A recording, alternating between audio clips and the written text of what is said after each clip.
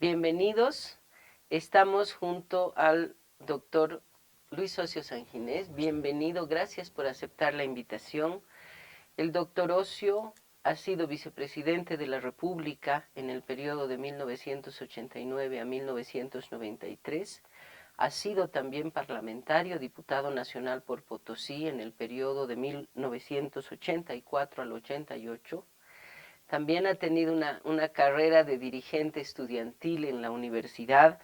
Ha sido vicepresidente del Congreso Mundial de Estudiantes en Pekín en 1957. Por supuesto, ha sido presidente de la Confederación Universitaria Boliviana y tiene, bueno, además de la carrera política, grandes aportes en el ámbito académico. Gracias por estar aquí, doctor. Y ahora yo le cedo la palabra para que nos cuente desde Potosí, desde la infancia, y cómo así que lo hemos tenido en un cargo tan importante, cómo entró a la carrera política.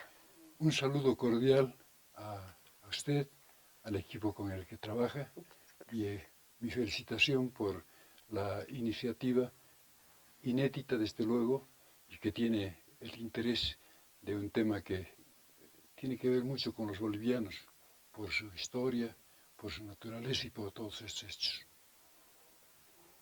Efectivamente, mi inquietud por la cuestión social, la cuestión cultural y finalmente la parte política nace de los tiempos en que era dirigente universitario.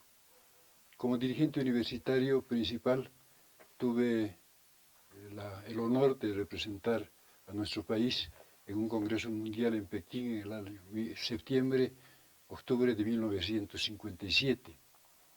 Y en tal evento fui designado primer vicepresidente de ese Congreso, que era muy interesante, muy importante, con perspectivas que han trascendido hasta el presente. La dirección estudiantil me llevó a considerar aspectos de orden filosófico, político, económico incluso. Y desde estos puntos de vista puedo decir que adquirí un compromiso político, un compromiso social, que tenía un basamento, y el basamento era la concepción católica cristiana que viene desde la encíclica Rerum Novarum de León XIII, donde en esta encíclica se insiste en el valor y la importancia para la humanidad del Sermón de la Montaña. Y junto al Sermón de la Montaña, ciertamente, la necesidad de ver a los más pobres, a los desposeídos y a los trabajadores particularmente. Esta es la encíclica de León XIII. En el año 1931, 15 de mayo, el Papa reinante Pío XI proclama la encíclica 40º año, que es 40 años después. Y en esta encíclica, 40 años después, plantea el tema de los principios del social cristianismo, que son el principio de subsidiariedad, el principio de complementariedad y el problema del respeto a la persona humana. De esta concepción, que además era neotomista, se llega a los básicos fundamentos de lo que es la doctrina social cristiana, o sea, el comunitarismo, el personalismo, el pluralismo y el cristianismo, obviamente. Claro. Estos cuatro conceptos, que son muy profundos y muy amplios de ser explicados, nos llevan a la consideración de que la persona humana es el ser al que tiene que darse toda la importancia, toda la relevancia. De ahí nacen los derechos humanos, de ahí nace el respeto a la dignidad humana, de ahí nace la consideración de que cada persona es un cosmos, es un mundo, y debe ser tratada como tal, en su camino hacia el bien común. El bien común precisamente descansa en el sentido comunitario, y el sentido comunitario, según esta doctrina, nace del acercamiento a la persona, al ser individual. Y este acercamiento a la persona, al ser individual, es precisamente la consideración primero de la familia como núcleo comunitario original, luego lo que supondríamos ahora es la comuna, o sea, la localidad donde uno vive. De ahí dimana la tendencia hacia el bien común general, tomando estos 4 principios. Eso es lo que yo postulé y creí desde el momento en que me tocó actuar en el campo del quehacer cultural, político e incluso la concepción o la creencia religiosa. ¿Cómo había nacido esta inquietud? Esta inquietud nació junto con la actividad de un personaje muy importante, no muy reconocido en Bolivia, que es el nuncio de su santidad, Monseñor Pignedoli. Monseñor Pignedoli fue el que impulsó, por un lado, los medios de comunicación con la creación de Presencia. Por otro lado, la acción católica por medio de acción católica femenina, acción católica obrera, acción católica juvenil, acción católica en general, donde se trataba de imprimir el mensaje contenido en estas encíclicas, que las he sintetizado rápidamente para que sean parte del quehacer de una sociedad como la nuestra. Y finalmente, la aceptación o la recomendación más que compromiso de la política desde el punto de vista de este sentido social cristiano que tiene, a partir de Redemptoris, de la encíclica que renovaron, tiene una fuerte connotación neotomista. O sea, entra a ese campo filosófico donde Santo Tomás de Aquino nos plantea la concepción del hombre y el Estado, el rol del hombre en el Estado, el rol de la persona humana y el rol de la comunidad. Y además, la encíclica Quadragésimo Anno se ocupa de decir que esto es una norma del hombre que es un ser social, pero que no hay que confundir con el colectivismo que lleva al autoritarismo. Y esto es algo que se ha profesado siempre a nivel internacional en las concepciones demócratas cristianas posteriores al social cristianismo. El compromiso social nace de esto mismo, pero además nace del hecho de que en Potosí el esfuerzo de los trabajadores unidos en lo que se llamó la Unión Obrera de los mineros, bajo la dirección de un hombre muy interesante, Nicolás Bernal, que fue después militante del MNR y que condujo a los trabajadores del Cerro de Potosí a las concepciones a las que me estoy refiriendo. El contacto de este señor y el hecho de que yo era estudiante de un colegio de mineros, de hijos de obreros, el colegio Juan Manuel Caldero, despertó en mí el compromiso social junto al compromiso político que estaba vinculado a la democracia cristiana. Pero además el compromiso regional de la localidad llevada como un punto para alcanzar el bien común. Y el bien común a través de la actividad social, a través del relacionamiento, a través de la consideración de la persona humana. Este compromiso regional que se patentizó para mucha gente, entre ellos yo, en las reuniones de los comités cívicos, en la lucha por los intereses del campanario, y que después tuvieron un efecto muy interesante y que lo tienen hasta hoy con lo que está sucediendo en nuestro país respecto de los comités cívicos y sobre todo en una especie de acercamiento a esto que habrían sido los principios originales que antes he descrito.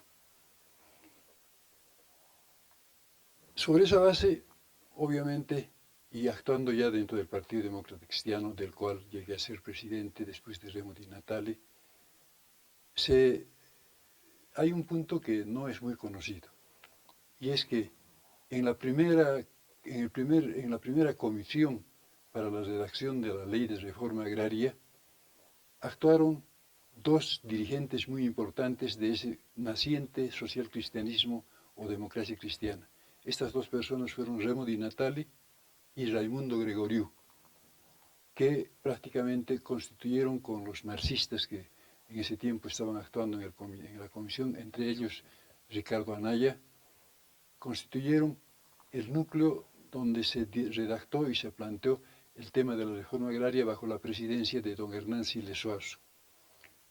Y además, los secretarios, o sea, los que estaban actuando directamente, eran otros 2 dirigentes, uno Óscar Bonifaz, que era secretario de Cámara del primer Consejo, y otro Eduardo Bracamonte, que eran muy jóvenes y naturalmente representaban también la posición demócrata cristiana de Raimundo Gregorio y de Remo Di Natale.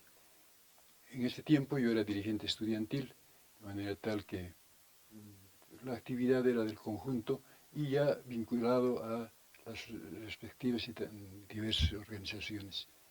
De esa manera fui propuesto y llegué en su momento a ser diputado por Potosí, donde realmente hubo una serie de actividades que culminaron en mi renuncia a la diputación, debido a que cuando planteé una ley que tenía que ver con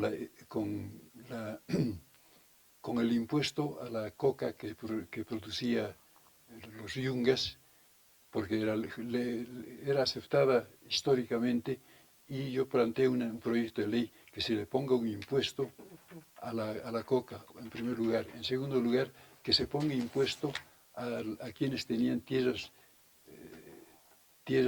ociosas, digamos, con ánimo de simplemente apercollar tierras para ganar, es decir, engorde de tierras. Yo propuse un proyecto de ley que fijaba una suma importante de impuesto por hectárea a quienes poseían este tipo de tierras, conseguidas prácticamente con prebendas y con favoritismos del poder dominante en su momento. Era la segunda ley. La tercera ley era una ley por la cual los recursos asignados en estos rubros se daban a educación y a salud, para que pueda mejorarse la condición tanto de los maestros como de los encargados de la salud. Se señaló ya con informe favorable el día de tratamiento de estos proyectos de ley en el Congreso, presidido por la Cámara de Diputados, presidida por Willy Gutiérrez, por Willy Vargas. Y cuando estaba señalándose esto, resulta que por alguna sugerencia que no sé exactamente de dónde vino, se cambió el orden del día por la votación del conjunto y se pasó a considerar el aumento de haberes de los diputados. Eso era un poco más de lo que yo podía en esa fase, entonces renuncié públicamente. Y en realidad esa renuncia, sin que yo lo busque ni lo piense, fue la base por la cual en su momento me escogieron para ser candidato a la vicepresidencia, naturalmente con el resultado que conocemos hasta el presente. Ahora, respecto del tema de esta candidatura a la presidencia del Congreso, yo he sostenido siempre, sigo manteniendo, lo digo en el libro La Quinta Rueda como pregunta, creo que de acuerdo a nuestra historia, de acuerdo a incluso a nuestra legislación actual, la nueva Constitución, el principal órgano del Estado, el principal poder, diríamos, es el poder legislativo. Y por tanto, el Congreso está representado por el presidente del Congreso. El presidente del Congreso es primero presidente del Congreso y luego vicepresidente. Si se ve la documentación de todo el tiempo en que yo fui presidente del Congreso y vicepresidente de la República, se verá, por ejemplo, que en mi tarjeta decía Luis Socio Sanginés, presidente del Congreso, vicepresidente de la República. Sistemáticamente todo eso, hasta cuando dejé el tema. Actualmente es al revés. Se ha dado mayor importancia al vicepresidente respecto de su rol, pero lógicamente se le ha quitado atribución al Congreso, porque naturalmente se ha ido insistiendo más en este aspecto presidencialista de nuestra legislación que viene desde siempre. Yo sigo sosteniendo que la vigencia del Congreso es fundamental para la vigencia de la democracia. Y desde ese punto de vista, lo que he publicado está en esa línea, y actualmente sigo insistiendo en que las dificultades que encuentra el actual vicepresidente de la República con el Congreso y con el Ejecutivo nacen de esta falsa percepción de que primero es la vicepresidencia. La vicepresidencia es una actividad, en mi criterio, no permanente, sino eventual, de una persona que debe reemplazar al presidente, tomando en cuenta que representa el principal poder, que es el poder legislativo. y el Poder Legislativo es el que prácticamente da la validez, la vigencia del Poder Ejecutivo. Y por tanto, cuando el presidente debe ausentarse o cuando sucede que deja su cargo, quien le sucede debe ser el presidente del Congreso Claro. en su condición de vicepresidente. Eso es una cosa que debiera afirmar la democracia. Yo creo que desde ese punto de vista, esta línea que fue reconocida por los que fueron presidentes del Congreso o presidentes incluso de senadores y diputados, y llevaron a la iniciativa, ya cuando dejé la vicepresidencia o la presidencia del Congreso, de que don Juan Lechín, encontrándose en un evento en que estuvimos ambos, dijo: ¿y qué hacemos los que hemos sido vicepresidentes? Que nos ponen en una situación en que parecemos unos crudos, que era su palabra, parecemos unos crudos, debiéramos hacer algo, debiéramos participar más. Y esa idea de participar más la compartía Ñuflo Chávez Ortiz, que creía exactamente lo mismo. Ambos tuvieron experiencias realmente no muy felices en la vicepresidencia, tanto Juan Lechín como Ñuflo Chávez. Y de ahí nació ya a posteriori de esta relación de actividad directa como presidente del Congreso y vicepresidente de la República, en las relaciones humanas que teníamos con los expresidentes del Congreso, del Senado y de diputados, para formar lo que hemos denominado la Fundación de Apoyo al Parlamento y a la Participación Ciudadana, que fue la iniciativa inicial de don Juan Lechín y de don Ñuflo Chávez Ortiz. Don Juan Lechín no asistió a la reunión de fundación o a la reunión que prácticamente inspiró a las personas, Julio Garrett, Valentín Avesia. Ñuflo Chávez no pudo asistir porque estaba en Santa Cruz entonces, pero estaba, por ejemplo, también dentro del grupo fundador, el que luego falleció, que fue presidente de la Cámara de Diputados y del Senado también, Soriano. Carlos Soriano, tal vez. No. Walter Soriano. Walter Soriano. Es de los fundadores. Y naturalmente el compromiso que hicimos entre todos los fundadores fue que iba a ser una labor voluntaria, es decir, íbamos a hacer un voluntariado para poder conseguir apoyo en las acciones. Y esto es lo que es Fundapac, que creo que hasta hoy se mantiene. Fundapac fue creada en 1996 y continúa hasta el presente haciendo tareas de defensa de la democracia, de búsqueda del Estado de Derecho y de la profundización de nuestra construcción de lo que es democracia. Naturalmente, mi posición personal es que en los órganos del Estado debe seguir considerándose al Congreso como el número uno, el Poder Ejecutivo a continuación en su propio orden y el Poder Judicial en lo que le corresponde.